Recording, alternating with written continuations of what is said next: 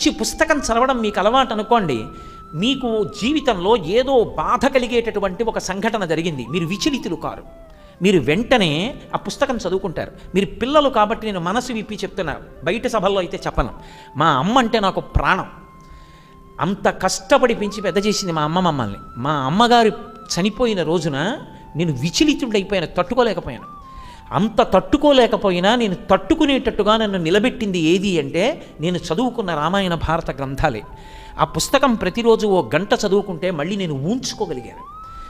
మనిషి పాడైపోకుండా నిలబెట్టగలిగినది ఏది అంటే పుస్తక పఠనం. మంచి మంచి పుస్తకాలు సెలెక్ట్ చేసి తెచ్చుకోండి. రోజు ఒక్క 10 పేజీలు మంచి పుస్తకాలు చదవడం మొదలుపెట్టండి. It gives you a lot of strength. మనిషిని మానసికంగా తయారు చేస్తుంది, తప్పు చేయనివ్వదు. ఎంత గొప్పగానో క్యారెక్టర్ చెక్కుతుంది. ఒక రామాయణం చదవండి, ఒక భాగవతం చదవండి, ఒక భారతం చదవండి. మహాస్వామి